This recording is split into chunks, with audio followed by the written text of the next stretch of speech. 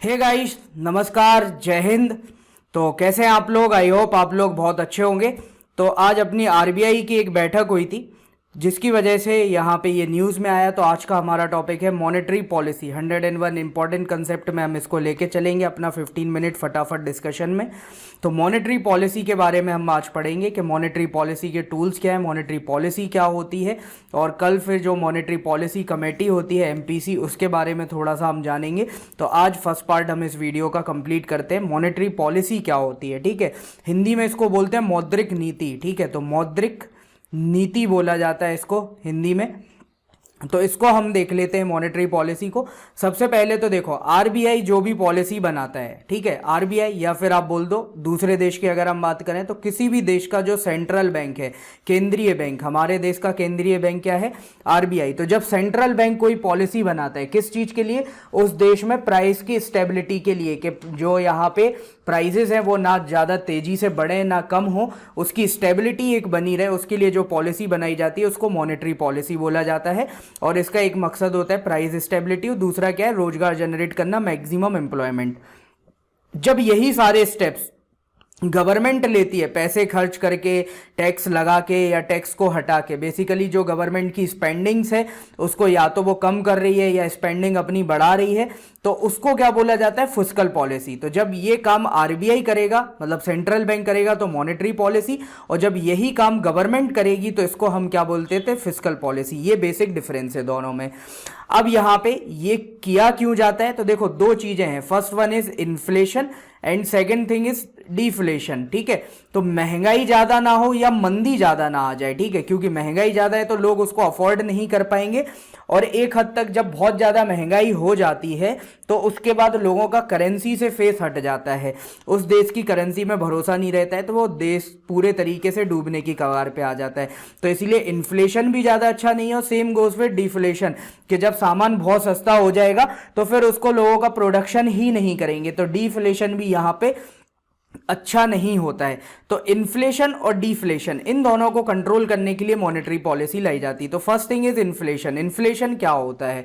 तो इन्फ्लेशन मतलब है कि जब यहाँ पे जो जर्नल प्राइजेस हैं किसी भी आइटम की, उसमें किसी पीरियड में अगर हम ऑब्जर्व करें तो उसकी प्राइजेस अगर बढ़ रही हो तो उसको हम इन्फ्लेशन बोलेंगे। फॉर एग्जाम्पल, जैसे यहाँ पे ये मार्कर पेन ही ले लो, कि जैसे ये मार्कर पेन 10 रुपए का है 2021 में, ठीक है, 2021 में ये 10 रुपए का है। आपने देखा 2022 में ये मार्कर पेन हो गया 20 रुपए का, ठीक है, ये हो गया 20 रुपए का। तो अब आप ऑब्जर्व कर रहे थे कि 21 में जनवरी के महीने में 10 का था, मार्च आते आते 11 हो गया। तो ऐसे टाइम के साथ, ठीक है, कि आपने एक साल का टाइम पीरियड लिया इसमें कि इसकी प्राइस में कितना राइज हुआ है, ठीक है। तो 10 से ये 20 पहुंच गया, मतलब 100% का यहाँ पे इन्फ्लेशन आया है इसकी प्राइस में। तो इन्फ्लेशन मतलब क्या होता है? कि जब प्राइसेस बढ़ रही हो किसी एक फिक्स्ड पीरियड ऑफ टाइम में। इन्फ्लेशन में दूसरी चीज क्या होती है? कि जो परचेसिंग पावर होती है पर करेंसी के हिसाब से वो कम हो जाती है। अब इसका मतलब क्या हुआ? तो जैसे 100 रुपए में पहले आप यहाँ पे 10 रुपए के हिसाब से ये 10 पेन खरीद पा रहे थे, ठीक है, अब ये 20 रुपए का पेन हो गया, तो अब आप केवल कितने पेन खरीद पाओगे?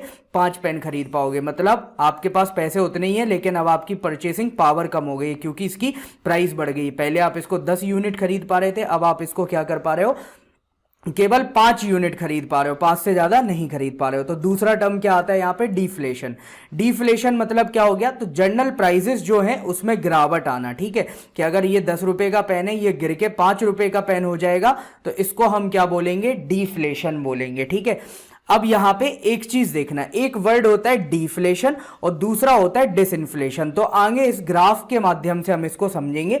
देखो, जैसे ये ग्राफ आपकी स्क्रीन पे ड्रॉ हो रहा है, ठीक है, तो कोई कमोडिटी है जो यहां पे रखी हुई है अभी, ठीक है, तो उस कमोडिटी की अगर हम बात करें, यहां पे दूसरे कलर का पेन ले लेते हैं, ठीक है, यहां पे ये कोई आइटम है, यहां पे इसकी प्राइस थी 10 रुपए, ठीक है, 10 रुपए से ये प्राइस बढ़ी, ये पहुंची 20 रुपए तक, ये प्राइस पहुंची 20 रुपए। अब यहां पे कम हो गई, ये प्राइस आ गई कितने? 15 रुपए पे, फिर ये प्राइस आ गई 17 रुपए पे, फिर आ गई ये यहां पे 16 रुपए पे, ऐसे हो रहा है, और फिर ये कम होती जा रही है प्राइस, ठीक है। तो इस तरीके से अगर हम बात करें कि ये प्राइजेस बढ़ रही हैं, तो यहां पे आप देखो 10 रुपए से ये बढ़ा, ये 20 रुपए पे पहुंचा, तो इसको हमने क्या बोला? इन्फ्लेशन। इसको हमने बोला इन्फ्लेशन, ठीक है। लेकिन सेकंड थिंग आप यहां पे ऑब्जर्व करो, ये 20 रुपए से कम होके कितने पे आ गया, 15 पे, लेकिन 10 से अभी भी ये ज्यादा है। तो इस सिचुएशन को हम क्या बोलेंगे, डिसइंफ्लेशन। इसको हम बोलेंगे डिसइंफ्लेशन, ठीक है। इसको हम डिफ्लेशन नहीं बोलेंगे। डिफ्लेशन कब बोलेंगे, जब इसकी प्राइस 10 रुपए से कम होने लगेगी, ठीक है। तो जब 10 रुपए से प्राइस कम होने लगेगी तब हम इसको डिफ्लेशन बोलेंगे। डिफ्लेशन मतलब यहां पे जो इन्फ्लेशन वाला पार्ट है ये नेगेटिव में आया। अगर ये 9 रुपए का होता है मतलब अपन को कितना -10% का इन्फ्लेशन आया इस पे, और यहां पे अगर ये 11 रुपए का हुआ तो +10% का इन्फ्लेशन आया। तो जब इन्फ्लेशन की रेट नेगेटिव में जाती है तो उसको हम डिफ्लेशन बोलते हैं। और जब इन्फ्लेशन कम होता है कि 20 से होके यहां पे ये कम आ गया 15 पे, इन्फ्लेशन अभी भी है कि 10 से तो ये महंगा ही है लेकिन 20 के मुकाबले कम आ गया, तो इस सिचुएशन को हम बोलते हैं डिसइन्फ्लेशन। तो ये दो टर्म्स आपको क्लियर होंगे। अब आरबीआई इनको कंट्रोल कैसे करती है, ठीक है, आरबीआई इन्फ्लेशन या डिफ्लेशन को कंट्रोल कैसे करती है, तो इसके लिए हमें आरबीआई के पहले कुछ टर्म्स समझने पड़ेंगे, जैसे बैंक रेट हो गया, सीआरआर हो गया, कैश रिजर्व रेशियो, एसएलआर हो गया, स्टैट्यूटरी लिक्विडिटी रेशियो, फिर आपका रेपो रेट हो गया, रिवर्स रेपो रेट हो गया, मार्जिनल स्टैंडिंग फैसिलिटी हो गया। इन रेट्स को हम एक एक करके समझते हैं, ठीक है। तो सबसे पहला आता है आपका बैंक रेट, ठीक है। तो बैंक रेट में क्या हो गया, किसी भी देश का जो सेंट्रल बैंक है, हमारे यहां का सेंट्रल बैंक कौन है, आरबीआई। तो आरबीआई जब दूसरे बैंक्स को पैसा देगा, जो कमर्शियल बैंक हैं उनको आरबीआई जो पैसा दे रहा है तो उसके लिए वो इंटरेस्ट चार्ज करेगा, तो वो इंटरेस्ट रेट जो होता है उसी को बोला जाता है बैंक रेट, ठीक है। अब यहां पे एक टर्म आया है रीफाइनेंसिंग और रीडिस्काउंटिंग। तो इसका मतलब क्या हुआ, तो देखो आरबीआई जो पैसा देता है, तो सपोज क्या है, आरबीआई जैसे दिया 100 रुपए किसी को लोन पे दिया, तो इसमें रीडिस्काउंटिंग का मतलब क्या हो गया, आरबीआई ने बोला कि 2% इंटरेस्ट रेट है तो आरबीआई पहले ही 2% काट के उसको 98 ही देगा, इसको बोला जाता है रीफाइनेंसिंग। अब रीडिस्काउंटिंग क्या हो गया, तो आरबीआई ने बोला कि ये 100 रुपए का है, 2 साल बाद आना तुम मेरे पास, मैं इसको 98 में खरीद लूंगा, मैं इसको 98 में खरीद लूंगा, ठीक है। तो ये हो गया रीडिस्काउंटिंग। तो ये हमेशा लॉन्ग टर्म ट्रांजैक्शंस के लिए यूज होता है बैंक रेट, जिसमें नॉर्मल जो कमर्शियल बैंक्स होते हैं जैसे आपका एसबीआई हो गया, कैनरा हो गया, एचडीएफसी हो गया, इन बैंक्स को हम क्या बोलते हैं, कमर्शियल बैंक्स, तो ये लोन लेते हैं। Second is cash reserve ratio, ठीक है। कैश रिजर्व रेशियो में क्या होता है कि देखो कभी कंटिंजेंसी सिचुएशन आ गई, इमरजेंसी की, कोई अफवाह उड़ गई कि बैंक डूबने वाला है, तो लोग क्या है, बैंक भागने लगेंगे तुरंत पैसे विड्रॉ करने के लिए। तो इसमें क्या है, आरबीआई सेफ्टी के लिए बोलता है कि आप अपने पास कुछ पैसा सेव करके रखो, ठीक है। तो ऐसे ही यहां पे आरबीआई ने 2-3 अकाउंट्स बनाए, जिसमें सबसे पहला है कैश रिजर्व रेशियो। ये पैसा क्या है, बैंक्स को रखना पड़ता है, किसके पास, आरबीआई के पास। ये पैसा बैंक को रखना है आरबीआई के पास। अब ये जितना भी होगा, जैसे मान के चलो ये 4% है, बैंक का टर्नओवर है 100 रुपए का, तो 4 रुपए इसको आरबीआई के पास रखना है, ठीक है। और ये जितना भी परसेंट होगा उसी को हम बोलते हैं कैश रिजर्व रेशियो। तो ऐसा कैश जो रिजर्व करके आरबीआई के पास बैंक को रखना है वो होता है सीआरआर, ठीक है। इसको इमरजेंसी सिचुएशंस में यूज किया जाता है। और सबसे इंपॉर्टेंट चीज क्या है कि जो पैसा ये बैंक में जमा करेंगे आरबीआई में बैंक वाले, वो केवल कैश के फॉर्म में रहेगा, इसमें गोल्ड सिक्योरिटीज नहीं आ सकती हैं, केवल और केवल यहां पे कैश रहेगा। Second one is SLR. SLR की बात करें तो ये बहुत ही यूनिक फीचर है, केवल इंडिया में पाया जाता है, क्योंकि नीरव मोदी और विजय माल्या जैसे भगोड़े बहुत है हमारे यहाँ पे, तो इसीलिए बैंक की सेफ्टीज के लिए ये फीचर लेके है। तो एसएलआर में क्या होता है, ये पैसा जो है ना, ये बैंक को खुद के पास रिजर्व करके रखना है। सीआरआर पैसा वाला पैसा कहां पे रख रहा था, बैंक आरबीआई के पास। तो आरबीआई के पास जब आप रख रहे हो पैसा तो उसको बोल दिया हमने सीआरआर, कैश रिजर्व रेशियो, और जब खुद के पास रखना है तो ये हो गया एसएलआर। तो ये पैसा बैंक को खुद के पास रखना होता है, और इसमें क्या है, लिक्विड एसेट के फॉर्म में होता है, ठीक है। लिक्विड एसेट के मतलब मार्केट में आप बेचने जाओ तो तुरंत वो चीज बिक जाए, ठीक है। तो ऐसे में क्या हो सकता है, जैसे गोल्ड हो गया, सोना हो गया, गवर्नमेंट सिक्योरिटीज हो गई, गवर्नमेंट जो सिक्योरिटीज रिलीज करती है, पेपर्स वगैरह, बॉन्ड्स वगैरह, उनको तुरंत मार्केट में बेचा जाता है, क्योंकि गवर्नमेंट का पब्लिक को भरोसा रहता है। तो इनको लिक्विड एसेट, तो ये कैश के फॉर्म में भी हो सकता है, गोल्ड भी हो सकता है, यहाँ पे गवर्नमेंट सिक्योरिटीज भी हो सकती हैं। ये सारी चीजें यहाँ पे बैंक को अपने पास रखनी है। फिर आता है आपका मार्जिनल स्टैंडिंग फैसिलिटी रेट, ठीक है। अब इसमें क्या है, जो शेड्यूल्ड कमर्शियल बैंक्स हैं, ठीक है, ये उनके लिए अवेलेबल है पहली चीज तो यहां पे सर कमर्शियल बैंक और शेड्यूल्ड कमर्शियल बैंक में फर्क क्या है, तो देखो आरबीआई को बनाने के लिए हमें लेके आए थे आरबीआई एक्ट। जब हम आरबीआई के बारे में भी पढ़ेंगे अपकमिंग क्लासेस में तो आपको और समझ में आएगा। तो हम आरबीआई एक्ट लेके आए, इसमें कुछ सेक्शंस हैं, ठीक है। तो आरबीआई के अंदर एक शेड्यूल भी है, आरबीआई एक्ट के अंदर एक शेड्यूल है। उस शेड्यूल के अंदर जिन जिन बैंक्स के नाम लिखे हुए हैं उनको बोला जाता है शेड्यूल्ड कमर्शियल बैंक्स। ठीक है। तो जो शेड्यूल्ड कमर्शियल बैंक है इसको अगर इमरजेंसी में जरूरत पड़ती है, ठीक है, तो ये ओवरनाइट के लिए यहाँ पे पैसा आरबीआई से ले सकते हैं। जो एसएलआर में इनके पोर्टफोलियोज है इवन उनको गिरवी रखा जा सकता है कि यहाँ पे ये पोर्टफोलियोज इनने बोल दिया कि एसएलआर में मेरे 40% में 40 करोड़ रुपए कैश रखा हुआ है, तो उसको गिरवी रख के ये बैंक से ओवरनाइट के लिए यहाँ पे फंड को बोरो कर सकते। बैंक रेट तो लॉन्ग टर्म के लिए हुआ, तो इसको आप बोल सकते हो कि ये शॉर्ट टर्म फैसिलिटी आरबीआई ने अवेलेबल कराई है कि रातों रात अगर कोई इमरजेंट सिचुएशंस आती है उसके लिए। फिर इसके बाद एक टर्म आता है ओपन मार्केट ऑपरेशन। जो खुले बाजार में लेन देन होता है उसको बोला जाता है ओपन मार्केट ऑपरेशन। ये होते हैं शॉर्ट टर्म्स के लिए, ठीक है, ये होते हैं शॉर्ट टर्म के लिए। इसमें ट्रेडिंग किसकी होती है? गवर्नमेंट सिक्योरिटीज की। आरबीआई बैंक से गवर्नमेंट सिक्योरिटीज खरीदता है और बेचता है, ठीक है, तो उनका एक फिक्स रेट होता है। तो जिस रेट पे आरबीआई यहां पे गवर्नमेंट सिक्योरिटीज को खरीदता है बैंक से उसको बोला जाता है रेपो रेट, और जिस रेट पे वो बेचता है उसको क्या बोला जाता है? Reverse repo rate. ठीक है। रेपो रेट का यूज होता है मार्केट में लिक्विडिटी को इंजेक्ट करने के लिए, मतलब मार्केट में आप पैसा डाल रहे हो, ठीक है, मार्केट में पैसा डालने के लिए रेपो रेट होता है, और मार्केट से पैसा निकालने के लिए आपका क्या होता है? Reverse repo rate. ठीक है। तो अब ये यहाँ पे पैसा डालने की या निकालने की जरूरत क्यों पड़ रही है इसको समझने के पहले आप ये समझो। तो देखो यहाँ पे क्या है, आरबीआई पैसा डाल रहा है। आरबीआई पैसा कैसे डालेगा?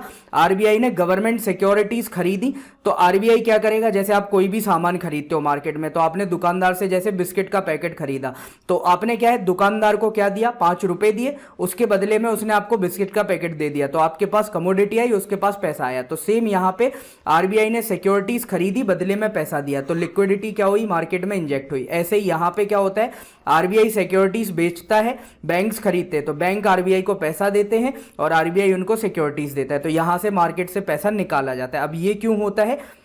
तो देखो, जब मार्केट में पैसा ज्यादा होता है, ठीक है, तो पैसा ज्यादा होने की वजह से क्या होता है? इन्फ्लेशन बढ़ता है। ठीक है। जब सबके पास पैसा होगा तो फिर क्या रहेगा? कोई किसी चीज के लिए 10 रुपए देने को तैयार है, सामने वाला 11 देने को तैयार है, फिर 12 देने को, तो ऐसे इसके प्राइसेस बढ़ते जाएंगे। और ये क्यों देने को तैयार है? क्योंकि इनके पास पैसा है, तो इन्फ्लेशन बढ़ता है। और मार्केट में जब लिक्विडिटी कम होती है ना, तो डिफ्लेशन आता है। तो मार्केट में इन्फ्लेशन को कंट्रोल करने के लिए पैसा को डाला जाता है या निकाला जाता है। उस पर्पस के लिए यहाँ पे रेपो रेट और रिवर्स रेपो रेट का यूज किया जाता है। तो कौन से टूल्स का हम किस टाइम पे यूज करेंगे इस स्लाइड में आपको यहां पे समझ में आ जाएगा। ठीक है। जैसे जब यहां पे इन्फ्लेशन है, ठीक है, इन्फ्लेशन की कंडीशन है कि महंगाई आ रही है, तो आरबीआई क्या करेगा? बैंक रेट को बढ़ा देगा। बैंक रेट को बढ़ाएगा तो लोग लोन्स कम लेंगे, मार्केट से लिक्विडिटी कम हो जाएगी। ठीक है। पैसा मार्केट से हट जाएगा क्योंकि लोन्स वगैरह की यहां पे रेट बढ़ गए हैं, तो मार्केट में पैसा आ ही नहीं पाएगा, बैंक में ही पड़ा रहेगा। ऐसे ही हम सीआरआर बढ़ा देंगे, एसएलआर बढ़ा देंगे, क्योंकि बैंक यहां पे पैसा ज्यादा रिजर्व करके रखेगा, तो ज्यादा पैसा लेंडिंग में, लोन में दे नहीं पाएगा। ठीक है। रेपो रेट फिर आरबीआई क्या करेगा? यहां पे रेपो रेट पे बाइंग करेगा, मार्केट में गवर्नमेंट सिक्योरिटीज को खरीदेगा। ठीक है। और एमएसएफ की अगर हम बात करें तो ये भी रेट है, इसको भी इंक्रीज कर देगा। और जब डिफ्लेशन की बात आएगी तो यही सारी चीजें रिवर्स ऑर्डर में हो जाएंगी। ठीक है। तो ये आपकी पूरी मॉनेटरी पॉलिसी थी। इसके बाद जितना भी आपका बचा हुआ है मॉनेटरी पॉलिसी में और भी जो चीजें हैं उनको हम करेंगे अपकमिंग लेक्चर्स में। जैसे आपका मॉनेटरी पॉलिसी कमेटी बचा हुआ है कि मॉनेटरी पॉलिसी कमेटी क्या होता है। ठीक है। फिर इसको क्वांटिटेटिव टूल्स बोलते हैं क्योंकि ये क्वांटिटी पे असर डालते हैं। एक होते हैं क्वालिटेटिव टूल्स, तो अब हम उनको क्वालिटेटिव टूल्स को भी देखेंगे। तो अपकमिंग क्लासेस में इनको कराऊंगा। वीडियो अच्छी लगी हो तो यार लाइक करो, जितना ज़्यादा हो सके उतना वीडियो को लाइक करो। आपको पसंद आ रहा है ये मुझे लाइक से ही पता चलेगा।